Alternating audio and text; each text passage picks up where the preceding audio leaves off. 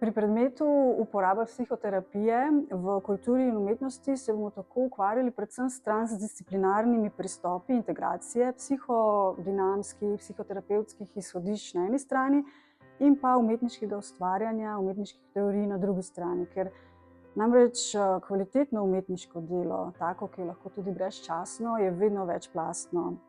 In ena od plasti ponavadi predstavlja tudi psihološka eksistenca tega dela oziroma psihološke vsebine, ker te med drugim ustvarjajo zelo pomemben mentalni konflikt v človeku, ki je nujen, če želimo, da umetniško delo premakne človeka, učinkuje na opazovalca, gledalca in celo v najboljšem primeru pri njemu spodbudi osebnostno rast. Tako da poznavanje po drugi strani umetnosti, umetniških pristopov, novosti v umetnosti, pa tudi obogati psihoterapevtsko prakso z vidika novih pristopov v psihoterapevtskih praksah, kreiranja novih tehnik, tako da se vzajemno definitivno dopolnjujeta.